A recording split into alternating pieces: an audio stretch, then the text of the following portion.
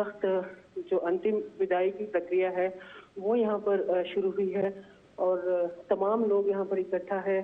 Defence staff के कई आला अधिकारी यहाँ पर मौजूद हैं, वायुसेना के अध्यक्ष यहाँ पर मौजूद है और इस वक्त जांच जो है आगे इस पूरे मामले की जांच आगे बढ़ रही है क्योंकि ब्लैक बॉक्स रिकवर हुआ है और ये माना जा रहा है कि इस ब्लैक बॉक्स के जरिए इस हादसे का कारण पता लग सकता है।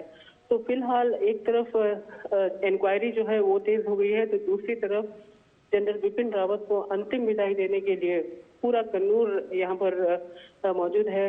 इस मद्रास रेजिमेंट सेंटर के अंदर पूरा प्रोसीजरल सेरेमोनियल गार्ड यहाँ पर होने की तैयारी हो रही है। तो बाहर मद्रास रेजिमेंट सेंटर के बाहर हजारों की तादाद में लोग जमा हैं, लोग इकट्ठा है एक झलक देखने के लिए उस जनरल को जो न केवल देश के पहले सीडीएस थे बल्कि हर कोई, हर आम और खास उन्हें एक योद्धा, एक सिपाही के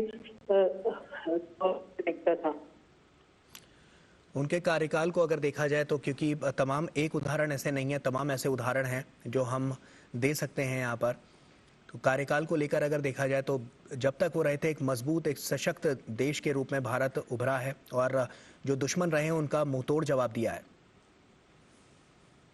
आयशा जी बिल्कुल, ये उनका विजन वो हमेशा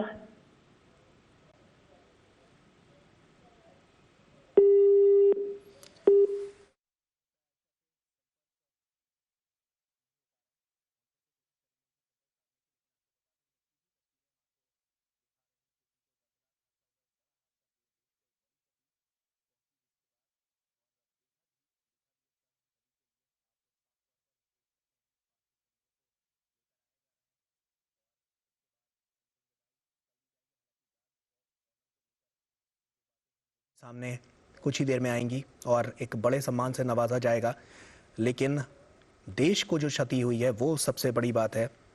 तो तमाम ऐसी उपलब्धियां इनके पीछे की रही हैं जो खतरनाक माने जाने वाले स्पेशल फोर्सेस के पैरा कमांडो और तमाम ऐसी टुकड़ियां रही हैं जिनकी कमान भी इन्होंने संभाली है। तमाम ऐसे पुरस्कार हैं जो इनके नाम पर हैं। इन्होंने अलग अलग पदों पर रहते हुए उन पुरस्कारों को जीता है, अपनी एक अहम भूमिका निभाई है और उन्हीं भूमिका की वजह से पूरा देश एक सशक्त रहा, मजबूत रहा।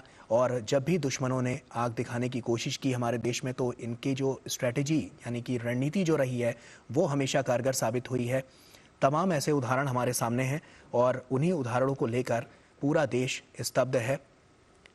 तमाम ऐसी टुकड़ियों की कमान उनके हाथ में थी और जनरल रावत उनको पूरा मॉनिटर करते थे और उन्हीं के हिसाब से आगे की जो प्रक्रिया होती थी वो चलती थी। पीओके की धरती पर सितंबर 2016 में सर्जिकल स्ट्राइक की रणनीतिक तैयारियों में भी इनकी सबसे ज़्यादा प्रमुख भूमिका रही है, तो उसको भी याद किया जा सकता है और सभी याद कर रहे हैं। तमाम ऐसी बातें हैं जो अब सबके जहन में गूंज रही हैं। ऐसे में जनरल बिपिन रावत की शानदार उपलब्धियों में तमाम ऐसी चीज़ें हैं जो शामिल हैं। नॉर्थ ईस्ट में चीन से सटे लाइन ऑफ एक्चुअल कंट्रोल पर बटालियन की कमान संभालना हो, वहीं संवेदनशील माने जाने वाले कश्मीर घाटी में राष्ट्रीय राइफल्स और इन्फेंट्री डिवीज़न में बतौर कमांडिंग ऑफिसर उनकी भूमिका को आज सभी याद कर रहे हैं। जनरल रावत की बहादुरी की दास्तान देश की सीमाओं के पार से भी जुड़ी हैं। अफ्रीका के कोंगो में हिंसाग्रस्त इलाके में शांति सैनिक के तौर पर न सिर्फ उन्होंने साल 2008 में इंडियन ब्रिगेड की अगुवाई की, बल्कि आज भी उनकी नेतृत्व क्षमता के उदाहरण दिए जाते हैं। साथ ही साथ आपको बता दें कि सिर्फ पूरा देश नहीं, अंतर्राष्ट्रीय स्तर पर भी तमाम ऐसे ट्वीट्स हैं जो इनके लिए किए गए हैं। चाहे हम इजराइल के पूर्व प्रधानमंत्री बेंजामिन नेतन्याहू की बात कर लें या श्रीलंकाई प्रधानमंत्री की बात कर लें, भूटान के प्रधानमंत्री की बात कर लें, तमाम ऐसे देश हैं जहां से इनके लिए शोक संदेश भेजे जा रहे हैं। और विश्व स्तर पर भी जो इनकी पहचान थी वो काफ़ी एक प्रबल दावेदार छवि के रूप में इनकी देखी गई है और ये हर उस कार्य को इन्होंने किया है जो देश की सुरक्षा के हित में रहता है। तो इन्होंने तमाम ऐसे काम किए हैं जो अगुवाई वाले काम किए हैं जिससे देश और सुरक्षित, अपने आप को महफूज मानता है। तो 2008 में इंडियन ब्रिगेड की उन्होंने अगुवाई की और बल्कि आज भी उनकी नेतृत्व क्षमता के उदाहरण दिए जाते हैं।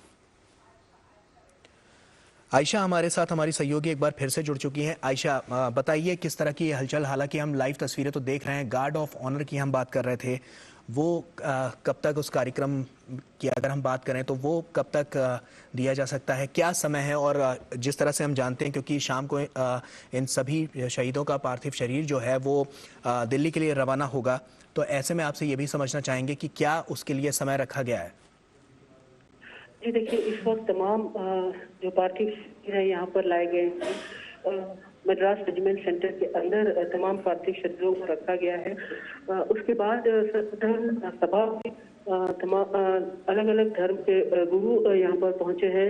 ये सर्वधर्म सभा होगी, फिर मिलिट्री ऑनर्स के साथ उन्हें फिर यहाँ से विदाई दी जाएगी। और ये बताया जा रहा है कि करीब 1 बजे के आसपास सुलूर एयरबेस से न्यू दिल्ली के लिए पार्थिव शरीर रवाना कर दिया जाएगा। तो इस वक्त जो है तमिलनाडु के राज्यपाल, मुख्यमंत्री और वायुसेना अध्यक्ष यहाँ पर मौजूद हैं। ये जो प्रक्रिया होगी, ये जो गार्ड ऑफ ऑनर होगा, ये लगभग 15-20 मिनट तक यहाँ पर इस मद्रास रेजिमेंट सेंटर में उन्हें सब श्रद्धांजलि दे सकेंगे। और इस समय जो है तस्वीरों में आप देख सकते हैं तमाम मृतक लोगों की पार्थिव शरीर जो है यहाँ पर रखे गए हैं, यहाँ पर रखे जा रहे हैं। और कुछ ही मिनटों में जो सेरेमनी है, जो गार्ड ऑफ ऑनर की प्रक्रिया है, वो शुरू होगी। हम जिस तरह से हम बात कर रहे थे कि आपने अभी थोड़ी देर पहले जिक्र किया था कि ब्लैक बॉक्स का आपने जिक्र किया था, तो एक बड़ी अपडेट वो भी निकल कर सामने आई थी, उसके बारे में थोड़ी और जानकारी दीजिए दर्शकों को। जी, जैसा कि मैंने बताया था, सुबह से ही जांच, इस मामले की जांच तेज हो चुकी थी और जल्दी ही ब्लैक बॉक्स बरामद हुआ है। और अब इस ब्लैक बॉक्स की जांच के जरिए, एनालिसिस के जरिए अंदाजा लगाया जा सकता है कि आखिरकार क्या टेक्निकल गलती हुई थी, या फिर क्या लास्ट फ्यू मोमेंट्स में पायलट की क्या बातचीत हुई थी। ये तमाम चीजें इस ब्लैक बॉक्स के जरिए पता लगाई जा सकती हैं। और जो जांच है, जो कोर्ट ऑफ इंक्वायरी के आदेश जो दिए गए थे कल, इस जांच की रिपोर्ट जल्द से जल्द तैयार करने में ये बहुत मददगार साबित होगा। तो जांच एक तरफ तेज हुई है, तो दूसरी तरफ यहाँ पर जनरल बिपिन रावत को भावभीनी श्रद्धांजलि देने के लिए लोग कन्नूर के तमाम अलग अलग इलाकों से लोग मद्रास रेजिमेंट सेंटर के बाहर भारी मात्रा में खड़े हैं। हजारों की संख्या में लोग यहाँ पर खड़े हैं और अंदर प्रक्रिया जो है, जो मिलिट्री प्रक्रिया है, वो जल्दी ही शुरू होगी। आयशा, आपने घटनास्थल का जायजा भी लिया था, जब आप वहां पर पहुंची तो आपने क्या देखा और किस तरह की स्थितियां वहां पर नजर आ रही थी? क्योंकि जब ये पूरा हादसा हुआ उसके बाद से तमाम लोग वहां पर पहुंचे, जांच की टीम भी वहां पर पहुंची, जो लगातार जांच अभी चली रही है, जैसा कि आपने भी बताया। आपने जब वहां आप घटनास्थल पर पहुंची तो आपने क्या देखा वहां पर? हाँ जी, देखिए, हम जिस जगह तक पहुंचे वहां से एक ऊंचाई से ये नज़ारा जो है, ये घटनास्थल नजर आता है। और ये बहुत ही ऊंचाई से ये हेलीकॉप्टर क्रैश हुआ है और जो आसपास का इलाका है पूरी तरह से जलकर तहस नहस हो चुका है। और काफी सारे पेड़, भारी मात्रा में पेड़ों को भी आग लगी थी, क्योंकि हेलीकॉप्टर में क्रैश होने के बाद आग लगी थी। आग के गोले नजर आए थे जंगल के आसपास। तो पूरी तरह से ये इलाका जो अभी भी यहाँ से एक तपिश, एक गर्मी निकल रही है। इतनी भारी गति से ये क्रैश हुआ था। तो जांच एजेंसियों ने इस इलाके को कॉर्डन ऑफ कर दिया है और वहां तक जाने की इजाजत नहीं दे रहे। तो दूर से ही हम इस इलाके का जायजा ले सके और अंदाजा लगाया जा सकता है कि ये हेलीकॉप्टर क्रैश जब हुआ होगा, ऐसे पेड़ों से टकराया होगा और उसके बाद इसमें आग की लपेटें नजर आई। और ये इस हेलीकॉप्टर में सवार तमाम लोग जो है इसे सरवाइव नहीं कर पाए। तो जाहिर सी बात है, अब इनिशियल इंक्वायरी रिपोर्ट में अब इसका कारण साफ होने की संभावना है और यही उम्मीद जताई जा रही है कि आखिरकार हेलीकॉप्टर क्रैश होने का कारण क्या था।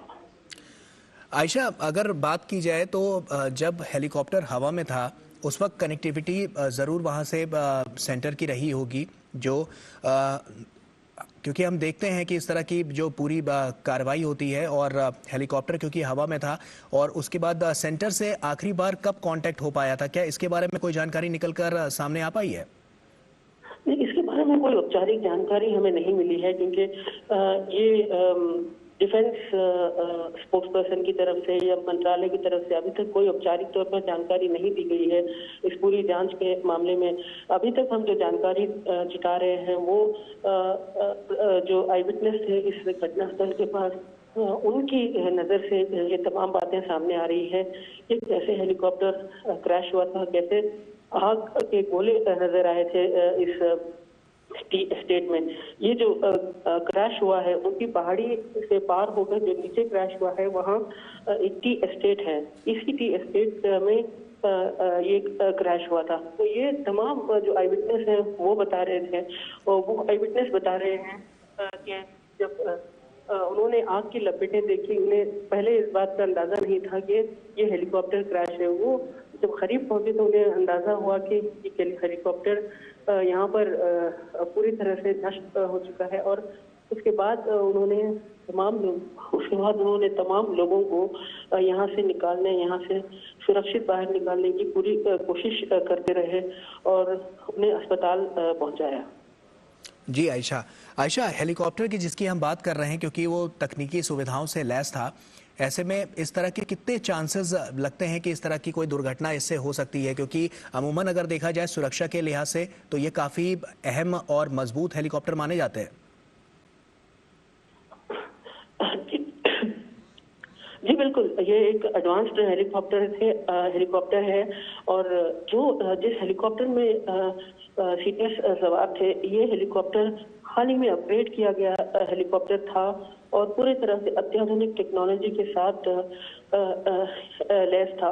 तो इस बात से ये अभी तक जांच का मामला है कि आखिरकार क्या दुर्घटना घटी होगी कि इस स्टर्डी हेलीकॉप्टर में, जो एक युद्धक हेलीकॉप्टर माना जाता है, इसमें क्या खराबी आई होगी और आखिरी मोमेंट्स में क्या हुआ होगा। हालांकि अभी तक लोग ये बता रहे हैं कि उस वक्त मौसम जो है बेहद खराब था। तो इस समय भी हम देख सकते हैं कि पहाड़ियों में जो है बहुत ही घना कोहरा है।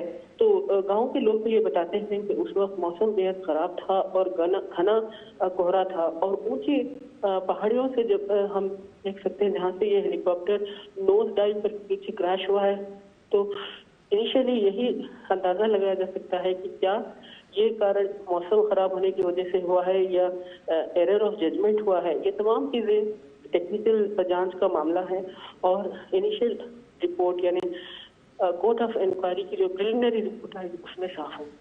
जी आयशा, प्रत्यक्षदर्शियों से भी आपकी बात हुई होगी, क्योंकि तमाम प्रत्यक्षदर्शी वहां पर जब पहुंचे होंगे, क्योंकि जो ये हादसा हुआ, हादसे के बाद जो लोग वहां पर पहुंचे उन्होंने किस तरह से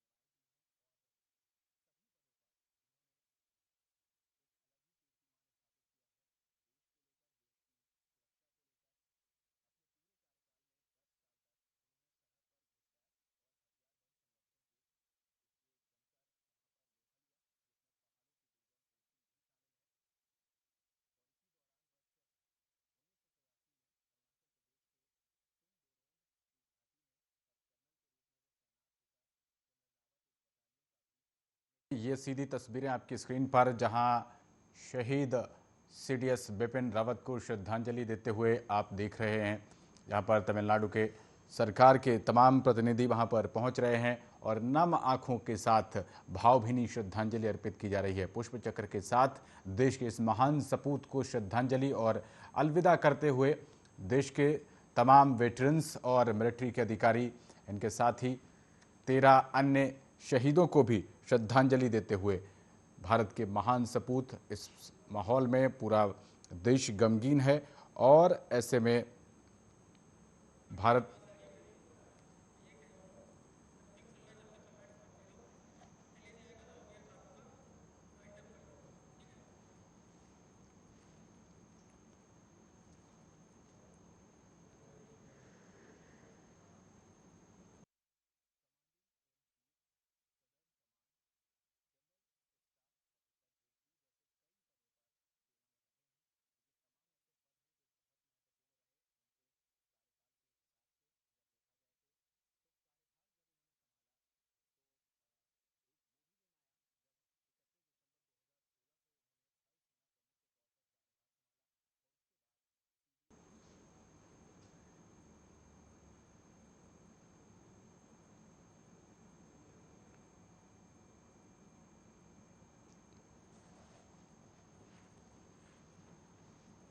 तो सीडीएस बिपिन रावत को श्रद्धांजलि देते हुए भारत के इस महान सपूत को देश नम आंखों के साथ श्रद्धांजलि दे रहा है, अंतिम विदाई दे रहा है। पूरे देश में शोक का माहौल है। तो ये बहुत ही बुरी खबर, जिसमें प्लेन क्रैश में 14 में से 13 लोगों की जो है वो शहादत हो गई और जो अंतिम एक जवान हमारे बाकी बचे हैं वो जिंदगी और मौत से जद्दोजहद करते हुए।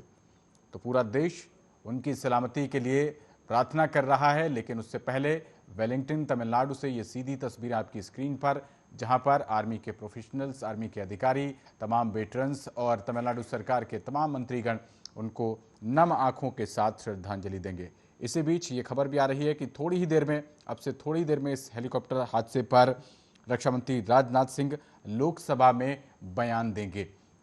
दूसरी तरफ ये सीधी तस्वीरें आपकी स्क्रीन पर, जहां सीडीएस बिपिन रावत के पार्थिव शरीर को नम आंखों के साथ श्रद्धांजलि दी जा रही है। पूरा देश नम आंखों के साथ उनको अलविदा कह रहा है। बेहद ही भावुक माहौल, बेहद ही भावुक पल, और ऐसे में पूरा देश नम आंखों के साथ इन जांबाज शहीदों को श्रद्धांजलि देते हुए, तो अलविदा कहते हुए, वहीं दूसरी तरफ जनरल को सलामी दी जा रही है और बताया जा रहा है कि ब्लैक बॉक्स भी रिकवर हो गया है, जिसके बाद अब इस सही कारणों का पता चल सकेगा कि आखिरकार क्या मुख्य वजह रही जिसके बाद ये प्लेन जो है वो हेलीकॉप्टर क्रैश हो गया। बेहद ही उत्तम श्रेणी का ये हेलीकॉप्टर था। तो इस वक्त ये भी बताया जा रहा है कि थोड़ी ही देर में देश के रक्षा मंत्री राजनाथ सिंह संसद में बयान देंगे